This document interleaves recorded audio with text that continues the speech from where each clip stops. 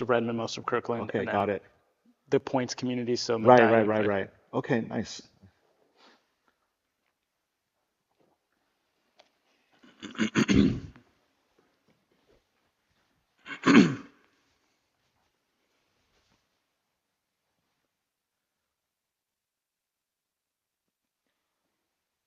Hello, everybody. Welcome to Candidates Corner. This is Greater Seattle Korean Association's interviews with candidates and current electeds and civic leaders. And today we're very excited to have Osman Salahuddin. Welcome, Osman. Thank you. Yeah, and Osman is currently our state representative for Legislative District 48, and then we'll let Osman explain, exactly kind of where that touches. But just very quickly, before we have Osman just share his thoughts for our community, this is not an endorsement, but rather, again, Candidates Corner is so that really, we get to know our candidates so that we as the voters can make more informed decisions and educated decisions. So, basically we know much more about who we're electing into office. Okay, great. So Osman, we're just very curious to know, perhaps you could just start us off by just going into a little bit about your background. Yeah, okay. All right, Absolutely. thank you. Thank you. So my name is Osman Salahuddin. I am the current state representative for the 48th Legislative District, which includes the communities of Bellevue, Kirkland, Redmond, and the Points communities, which have Medina, Yarrow Point, Clyde Hill, and Hunts Point. So over 157,000 people. This includes over 43% immigrants and over 51% people of color. It's an incredibly diverse district and one that I am proud to call home for my entire life. I was born and raised in Redmond and still currently live there, where I went to local public schools. I stayed at home when I attended the University of Washington, and I truly am devoted to giving back to my community.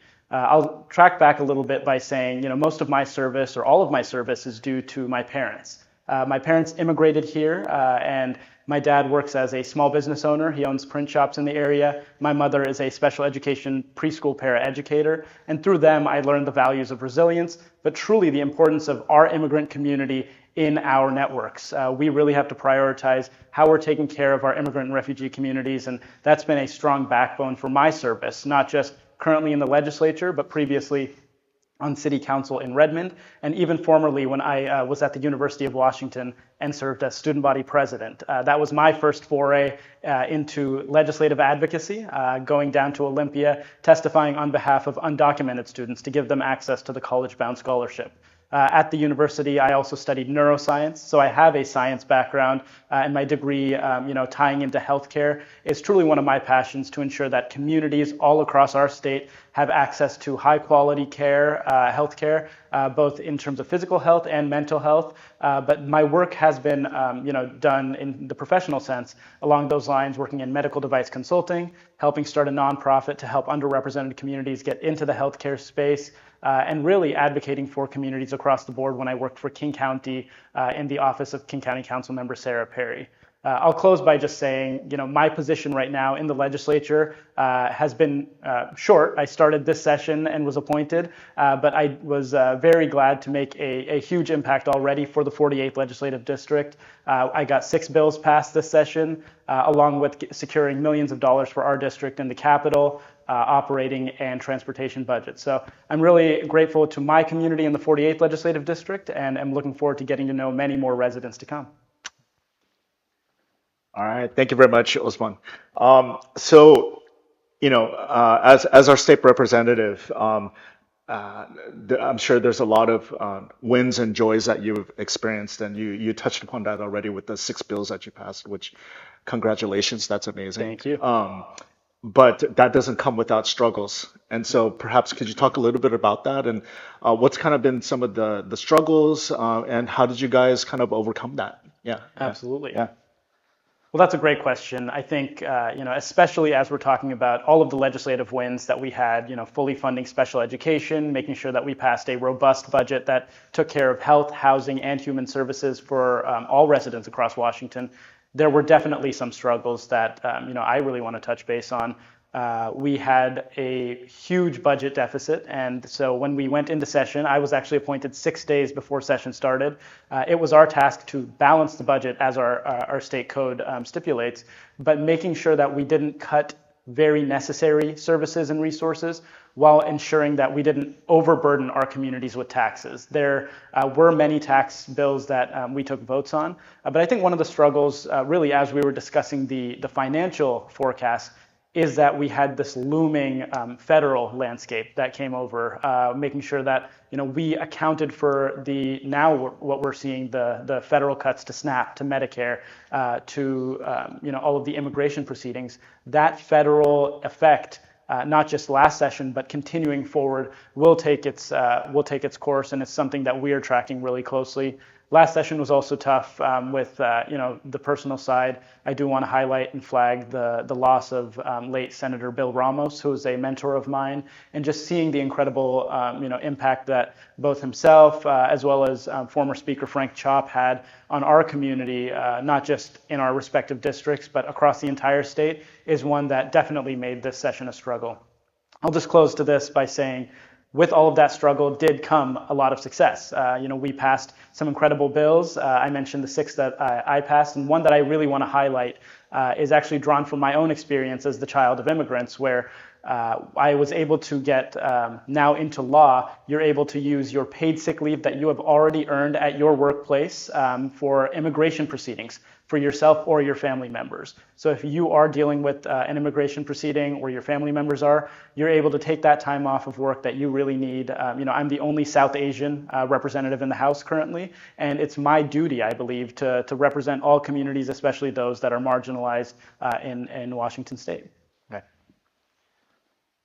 Thank you, Representative. And finally, you're looking to retain your seat for Legislative District 48. So with everything that you've learned and looking forward ahead for Legislative District 48, if retained, sort of what kind of vision are you casting for the future of LD 48? Yeah. Thank you. Yeah.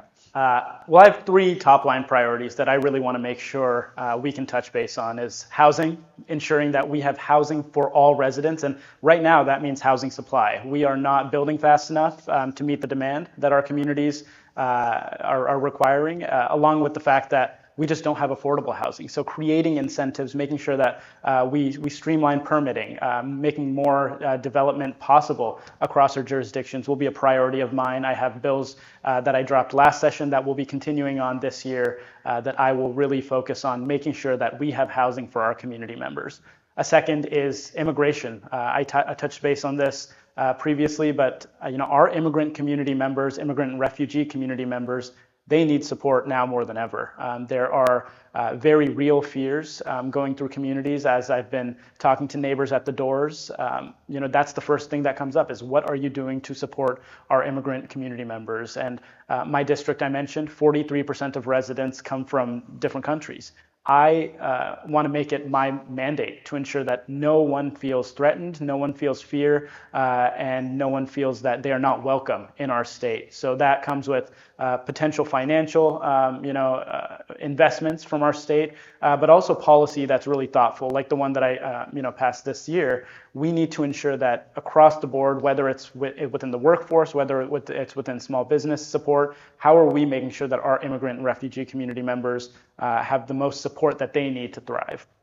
Finally, economic viability. I'm very fortunate to have some large companies in my district, Microsoft and Amazon to name a few, that do give back to our community. But making sure that we are not only promoting economic viability from this corporate landscape, but also that trickle down to the small businesses. I mentioned my dad's a small business owner. That ecosystem will really help our state thrive as we're continuing to move towards this digital age with the growth of AI. With that, we also need to prioritize our workers. We have many, many working families across our state that are struggling to make ends meet. And with the federal demands of cuts to Medicare and SNAP, we have to ensure that our workers across industries have jobs that are available, jobs that pay prevailing wage, and jobs that are accessible to them in their own communities. I started with housing, and this ties back to this whole ecosystem of how do we create communities. I'm very fortunate to have Redmond, Bellevue, Kirkland within my own district that are walkable, that are livable for folks that actually work there, that have the best schools in our communities. Education is a top priority of mine as well, but tying into, to close the overarching policy priorities that I think our legislature needs to focus on. are affordability and accessibility. If we prioritize ensuring that we're making things affordable, from gas to education, from housing to small business support, we can create a community that thrives for everyone. And access, whether it's language access, so access to resources or services, or just making sure that folks have information available to them about grants, about events, about opportunities that the state is hosting, we can truly create a community that understands what government is doing for them and how they can give back.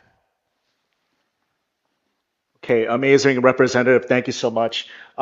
Everyone, viewers again, and voters, this is re current State Representative, Legislative District 48, Osman Salahuddin. And thank you again for coming and Thank just you. sharing your vision. Do you have like a website or you'd like to share with our viewers? Or yeah. Absolutely. To learn more, you can go to www.electosman.com. That's ELECTOSMAN. All right, awesome. So are we going to give a shout out to the Korean community? Absolutely. All right, let's do it. Okay, 감사합니다. 감사합니다. Bye.